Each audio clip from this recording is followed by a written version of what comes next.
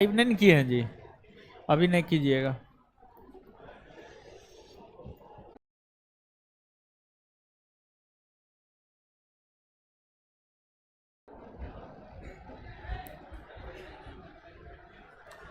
ऐसे में पहले कोई आने आने नहीं लगेगा, कहेगा पहले आते हैं पूछता है मास्टर। क्लास लाइव कीजिए जी। बैठिए हीरो सब, जल्दी जल्दी बैठिए, आगे भी भेजिए ना, आगे यहाँ पे जगह है।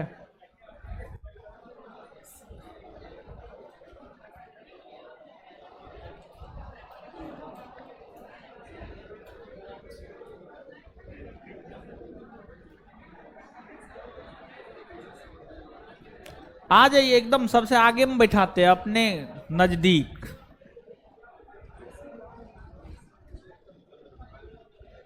लाइव हो गया, आइए आइए। किताब और हो आपका, आइए आइए, बैठिए, उधर उधर उधर उधर जाइए, बैठिए।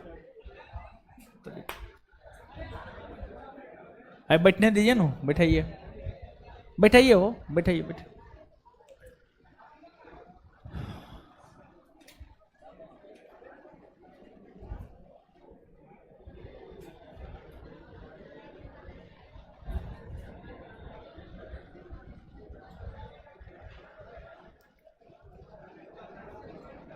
नहीं हुआ है लाइव, कहा है? जल्दी कीजिए, अब लेट हो रहा है।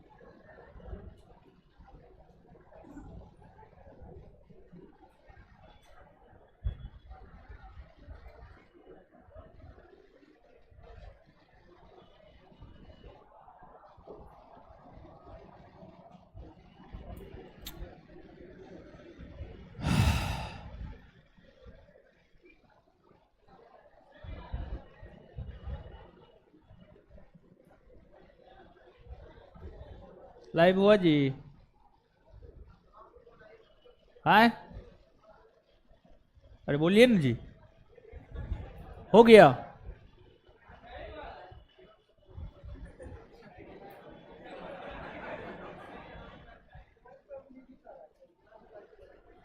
वहां से हो गया? विकास कुमार पांडे, धीरज कुमार चौरसिया,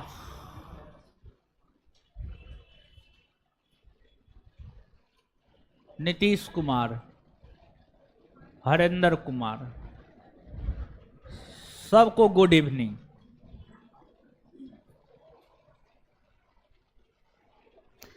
और सब मजा में है सब लोग?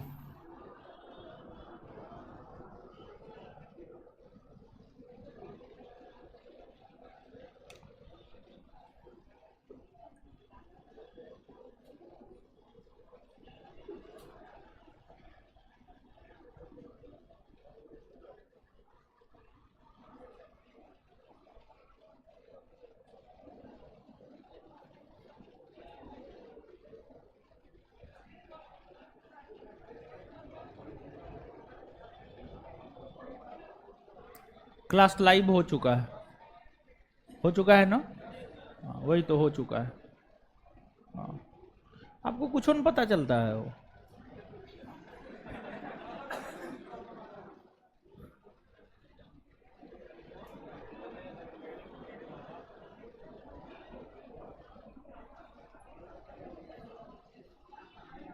चलिए,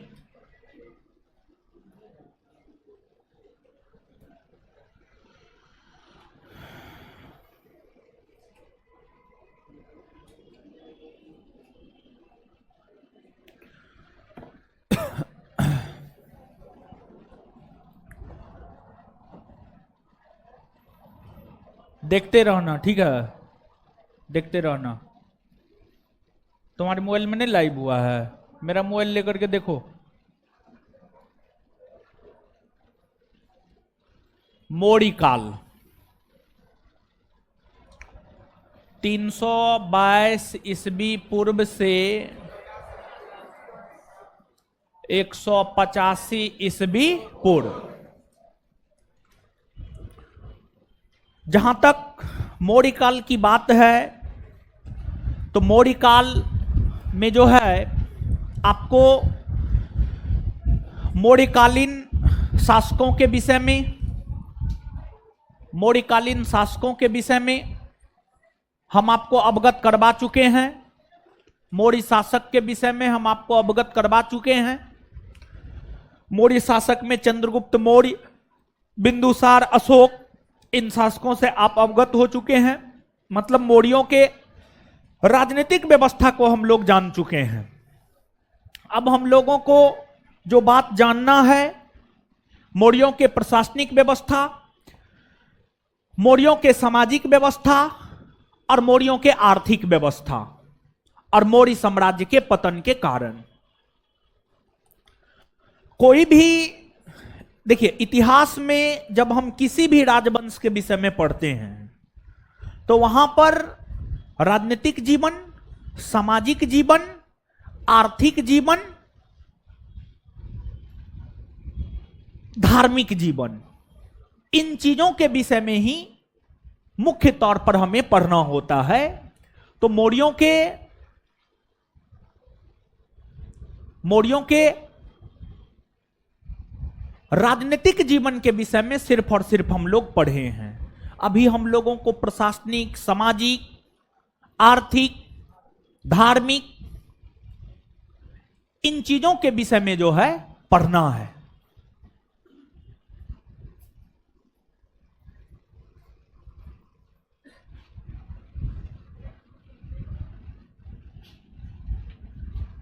ठीक है? तो अब आइए, सुनिए, समझिए।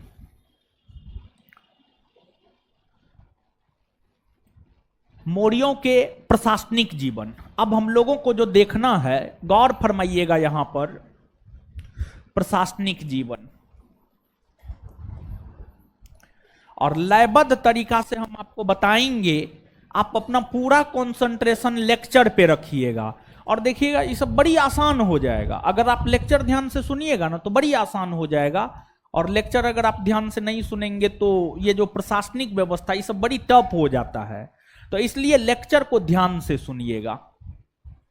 बैठाइए, हुई देवी जी को बैठाइए जल्दी। प्रशासनिक के बाद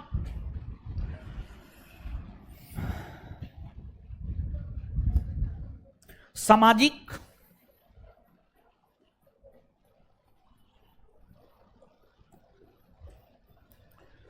सामाजिक के बाद आर्थिक, आर्थिक, आर्थिक के बाद धार्मिक, और धार्मिक के बाद मौर्य साम्राज्य के पतन के कारण, पतन। इन्हीं बिंदुओं पर आज के सेशन में हम आपके साथ चर्चा करेंगे। इन्हीं बिंदुओं पर आज के सेशन में हम आपके साथ चर्चा करने जा रहे हैं।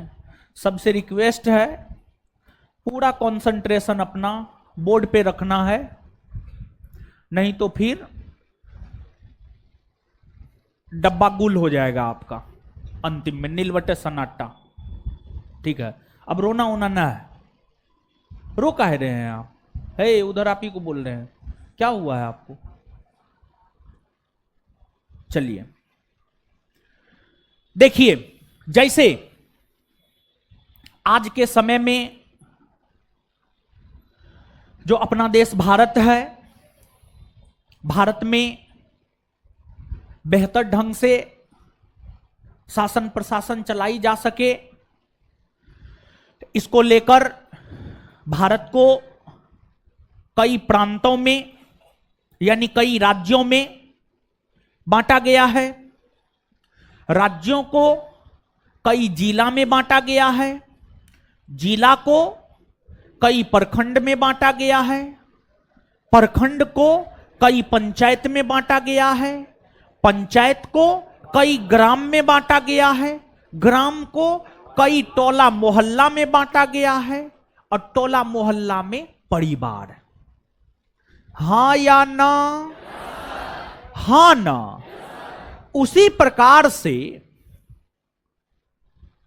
मौर्य काल में जो मौर्य समाज था, बड़ी व्यापक और विस्तृत साम्राज्य था, बड़ी व्यापक और विस्तृत साम्राज्य था मौर्य साम्राज्य। और मौर्य साम्राज्य की स्थापना जो चंद्रगुप्त मौर्य ने की, एक विशाल साम्राज्य स्थापित किया था चंद्रगुप्त मौर्य ने। मौर्यों का शासन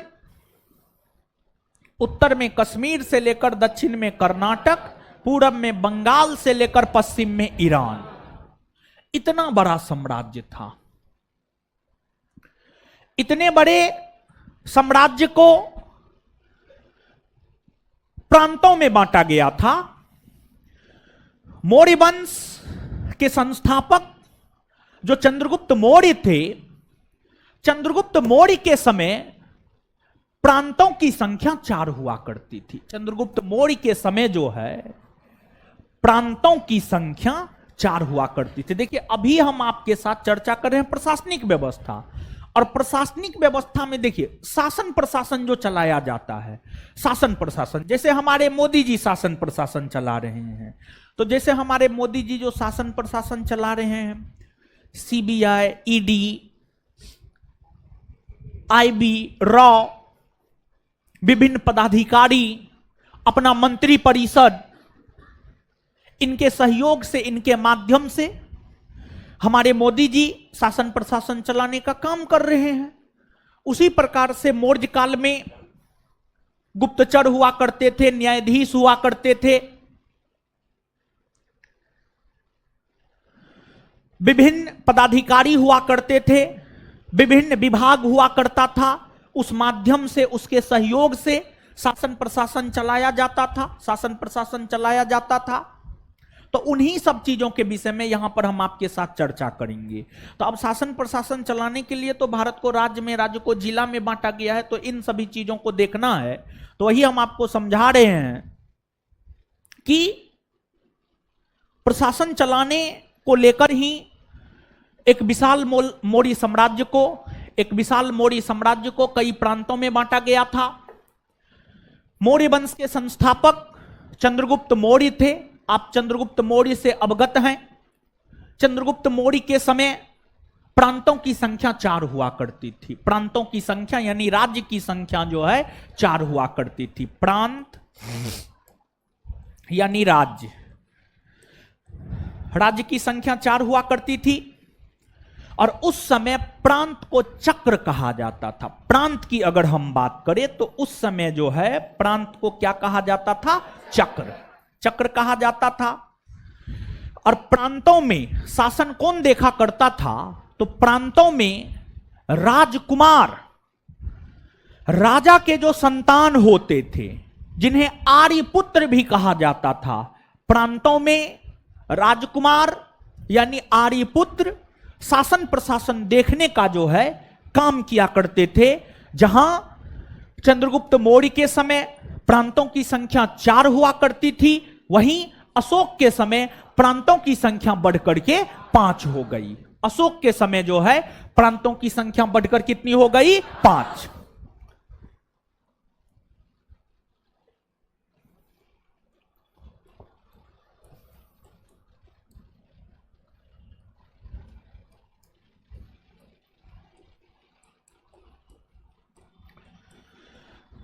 अशोक के समय जो पूरा का पूरा साम्राज्य था, पूरे साम्राज्य को जो 5 प्रांत में बांटा गया था, वे 5 प्रांत, एक आपको उत्तरापथ, एक प्रांत हुआ करता था, उसे उत्तरापथ कहा गया। और उत्तरापथ की राजधानी जो है आपको तक्षशिला, उत्तरापथ की राजधानी तक्षशिला। फिर आपको एक दक्षिणापथ हुआ करता था, और जो दक्षिणापथ हुआ करता था इसकी राजधानी सुवर्णगिरी, सुवर्णगिरी हुआ करती थी। फिर एक आपको मध्य प्रांत हुआ करता था, एक जो है आपको मध्य प्रांत हुआ करता था, और जो मध्य प्रांत हुआ करता था, मध्य प्रांत की राजधानी आपको पाटलिपुत्रा, मध्य प्रांत की राजधानी कहां, पाटलिपुत्रा, पाटलिपुत्रा। एक आपको एक आपको कलिंग हुआ करता था, कलिंग हुआ करता था, कलिंग की राजधानी तोसली, कलिंग की राजधानी तोसली। और एक आपको अवंती हुआ करता था, एक आपको अवंती हुआ करता था, अवंती की राजधानी उज्जैन, अवंती की राजधानी उज्जैन। अशोक के साम्राज्य में उत्तरी भाग में, उत्तरी पश्चिमी भाग में जो साम्राज्य था उसे उत्तरापथ कहा गया, दक्षिणी भाग में जो साम्राज्य था दक्षिणापथ कहा गया, मध्य में जो था मध्य प्रांत कहा गया, और एक कलिंग और एक अवंती। यही टोटल 5 प्रांत अशोक के समय हुआ करते थे। और चंद्रगुप्त मौर्य के समय जो 4 प्रांत था, 5 प्रांत नहीं था। कलिंग जो है चंद्रगुप्त मौर्य के साम्राज्य में नहीं था। अगर हम कलिंग की बात करें तो जो कलिंग है, कलिंग चंद्रगुप्त मौर्य के साम्राज्य में नहीं था। कलिंग के अलावे अन्य सभी प्रांत चंद्रगुप्त मौर्य के साम्राज्य में था, चंद्रगुप्त मौर्य के साम्राज्य में था। वही अशोक ने कलिंग को जीतकर जब मिलाया तो प्रांतों की संख्या जो है आपको कितनी हो गई, 5 हो। इन प्रांतों में विभिन्न पदाधिकारियों के माध्यम से मौर्य वंशी शासक शासन चलाने का काम किए। और इन प्रांतों में जो शासन चलाया गया है वो अलग अलग पदाधिकारियों के माध्यम से चलाया गया है। और मौर्यकालीन शासन प्रशासन के विषय में विस्तार पूर्वक जानकारी हमें कौटिल्य का अर्थशास्त्र देता है, कौटिल्य का अर्थशास्त्र देता है। और कौटिल्य के अर्थशास्त्र में बड़े पदाधिकारी के लिए तीर्थ शब्द आया है, तीर्थ, बड़े पदाधिकारी, उच्च पदाधिकारी के लिए जो है कौटिल्य के अर्थशास्त्र में तीर्थ शब्द आया है, तीर्थ। और कौटिल्य के अर्थशास्त्र में तीर्थों की संख्या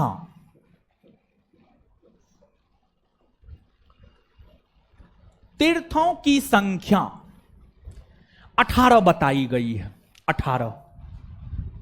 मतलब कौटिल्य अपने अर्थशास्त्र में यह कहते हैं कि मौर्य काल में 18 बड़े पदाधिकारी थे, और उन 18 बड़े पदाधिकारियों के माध्यम से ही मौर्य काल में शासन प्रशासन चलाए जाते थे। जिन 18 बड़े पदाधिकारियों के माध्यम से मौर्य काल में शासन प्रशासन चलाया जाता था, उन्हें कौटिल्य ने अर्थशास्त्र में तीर्थ कहा है। अब 18 में से मैक्सिमम तीर्थ आपके नोट में लिख दिया गया है, लेकिन ध्यान रहे उसमें से 7 से 8 तीर्थ के विषय में आपको याद रखना है। हम आपको बताने जा रहे हैं, आप जब स्वयं जानिएगा। और अगर आप क्वेश्चन बैंक कभी जीवन में देखे होंगे तो आपको लगेगा कि नहीं, यही जो है आपको याद रखना है। अब 18 में 18 याद रखने की कोई जरूरत नहीं है, लेकिन 6, 7, 8, 9, 10 तक जो है याद रखना आपके लिए आवश्यक है। 18 तीर्थों में एक आपको पुरोहित,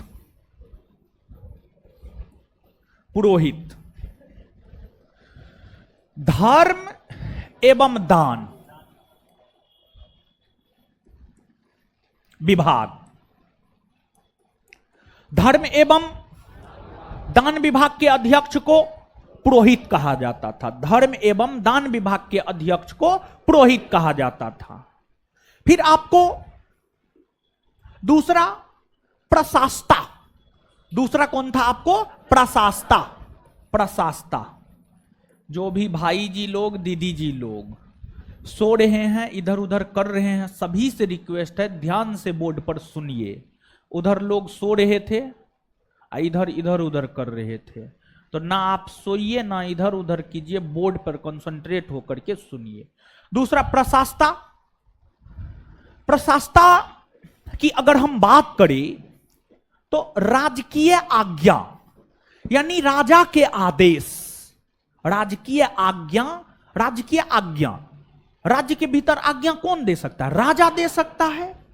तो राजकीय आज्ञा या राजा के आदेशों को जिन पदाधिकारियों के द्वारा लिखा जाता था उन्हें प्रशास्ता कहा गया।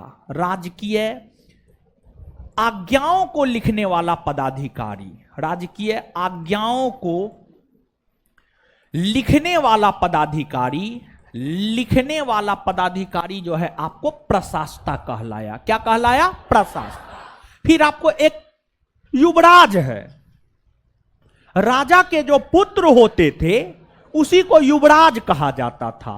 तो ये याद रखना कोई जरूरी नहीं है, राजा के पुत्र को युवराज कहा जाता था, ये याद रखना एकदम से जरूरी नहीं।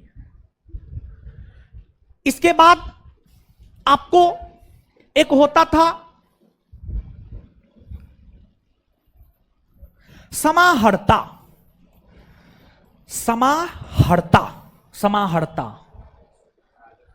राजस्व अधिकारी, राजस्व अधिकारी, राजस्व अधिकारी को समाहर्ता कहा जाता था। राजस्व अधिकारी, राजस्व अधिकारी मतलब जो टैक्स सबका कलेक्शन करने वाला अधिकारी होता था, जो टैक्स सबका, कर सबका कलेक्शन करने वाला अधिकारी होता था, राजस्व अधिकारी, उसी को समाहर्ता कहा जाता था। राजस्व अधिकारी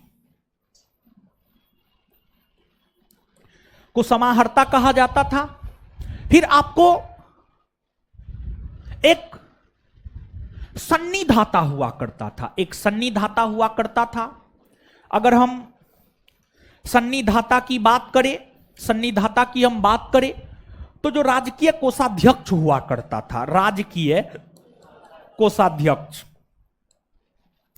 कोषाध्यक्ष, राजकीय कोषाध्यक्ष का मतलब राज्य का जो अपना राजकोष था, मतलब जहां पर पैसा जमा होता था, जैसे आज के संदर्भ में भारत की संचित निधि, सारा का सारा पैसा भारत की संचित निधि में जमा होता है, उसी प्रकार से उस समय मौर्यकालीन राजाओं का जो अपना राजकोष था, जहां पर मौर्यकालीन राजा टैक्स वसूल करके जमा करते थे, राजकीय कोष, उसी के अध्यक्ष को राजकीय कोषाध्यक्ष कहा गया। और राजकीय कोषाध्यक्ष सन्निधाता कहलाता था। क्या कहलाता था? सन्निधाता।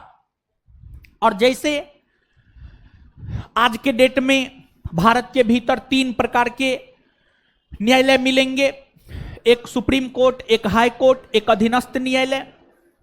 और हर न्यायालय में जो मामले होते हैं, 2 ही प्रकार के मामले होते हैं, एक दीवानी और एक फौजदारी। एक दीवानी और एक फौजदारी, सब चीज धीरे धीरे आपको स्पष्ट हो जाएगा।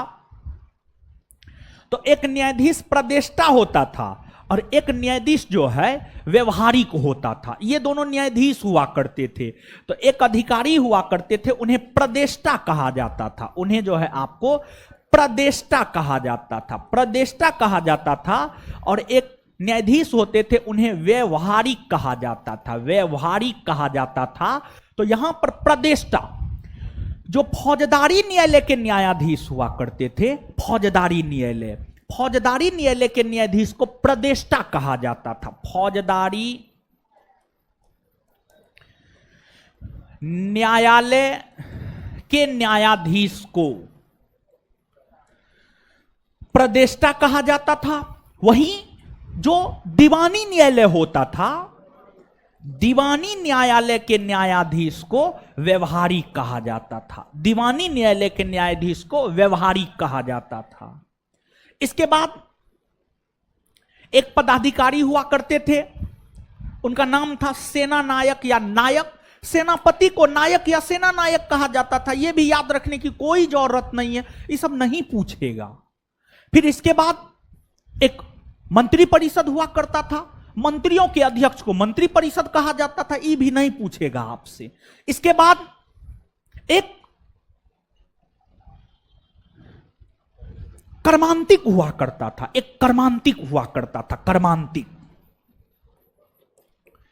जो कर्मांतिक हुआ करता था, उद्योग और कारखाना के जो प्रधान होते थे उसी को कर्मांतिक कहा जाता था। मौर्य काल के अंतर्गत उद्योग और कारखाना, उद्योग और कारखाना के जो अध्यक्ष होते थे उसको कर्मांतिक कहा जाता था। क्या कहा जाता था? कर्मांतिक।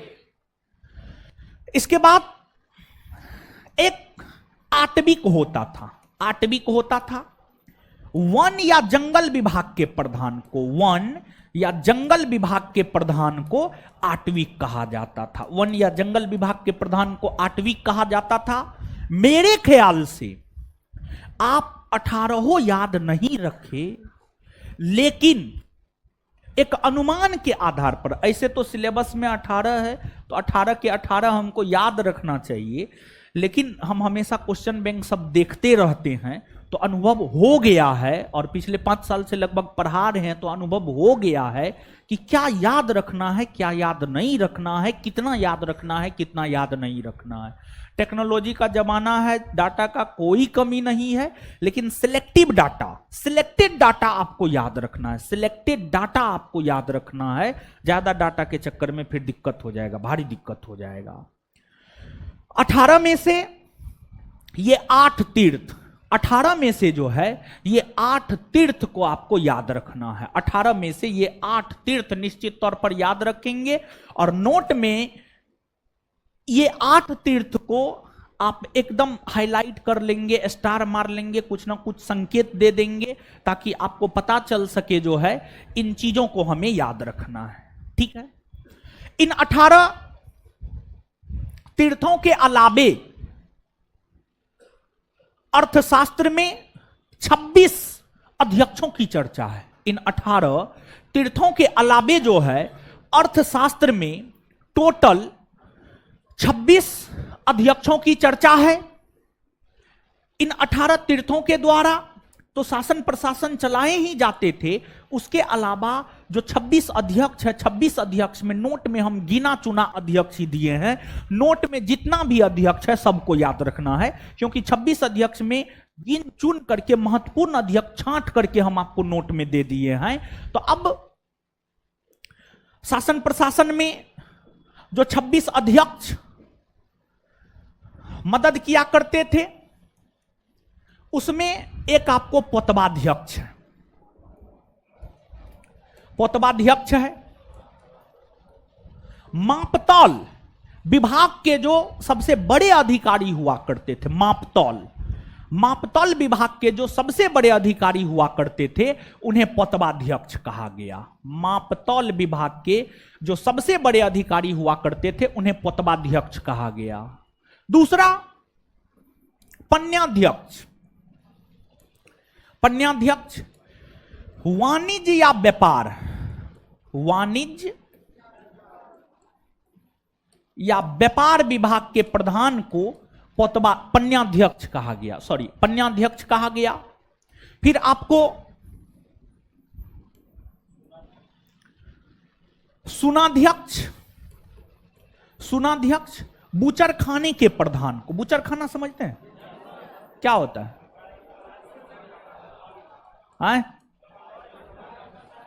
जहां पर जानवर को काटा जाता है, हाँ, जहां पर जानवर को काटा जाता है उसी को बूचर खाना कहा जाता है। बूचर खाने के अध्यक्ष को सुनाध्यक्ष कहा जाता था। और इसके बाद अगला होता था सूराध्यक्ष। शराब और मदिरा, शराब विभाग के अध्यक्ष को सूराध्यक्ष कहा जाता था। फिर आपको एक होता था शीताध्यक्ष। राजकीय भूमि या सरकारी भूमि, सरकारी भूमि के संरक्षण करने वाले अधिकारी को शीताध्यक्ष कहा जाता था। फिर आपको एक होता था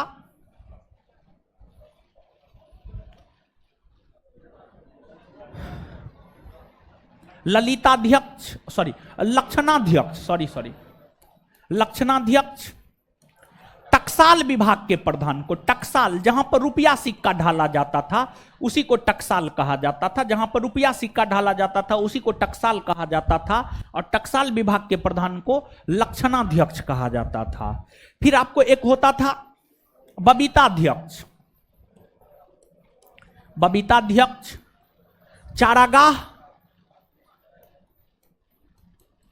चारागाह भूमि के प्रधान को बबीताध्यक्ष कहा जाता था, चारागाह भूमि के प्रधान को बबीताध्यक्ष कहा जाता था। ये महत्वपूर्ण कुछ अध्यक्ष हैं, 26 अध्यक्षों में से ये जो 6-7 हमने आपको बताया है ये महत्वपूर्ण है। कौन किस विभाग के प्रधान थे इसको याद रखना आपके लिए आवश्यक है। जैसे हमारे प्रधानमंत्री भारत के नियंत्रक महालेखा परीक्षक, भारत के महान्यायवादी, राज्य में राज्यपाल, गृह मंत्री, रक्षा मंत्री, वित्त मंत्री, इन तमाम मंत्रियों और पदाधिकारियों के माध्यम से शासन प्रशासन चलाते हैं। उसी प्रकार से मौर्यकालीन जो शासक हुआ करते थे, मौर्यकालीन शासक जो है इन पदाधिकारी, इन अध्यक्षों और इन तीर्थों के माध्यम से जो है अपने शासन काल में शासन प्रशासन चलाने का काम किया करते थे, या यूं कहे कि अपने शासन काल में शासन प्रशासन चलाते थे, शासन प्रशासन चलाते थे। अब जैसे मोदी जी को शासन प्रशासन चलाने के लिए सेना की जरूरत है, तो मौर्य शासकों को भी शासन प्रशासन चलाने के लिए सेना की जरूरत थी, और मौर्यों के पास सेना थी भी। मौर्यों के पास बहुत बड़ी सेना थी, मौर्यों के पास जो है बहुत बड़ी सेना थी। सेना के विषय में आगे यहां पर चर्चा करेंगे। फिर जो है आपको गुप्तचर, जैसे आज के डेट में भारत सरकार गुप्तचर है क्या, कब बंद हुआ? अभी तुरंत। तो तभी सुबह में बंद हुआ था तो ठीक उक नहीं करवाए, तो यहां पर क्लास खत्म हुआ आप भी चले गए कि रह करके ठीक करवाते हैं। अरे बात हो रहा है, सिर्फ बात होने से क्या होगा, अजीब हाल है यार।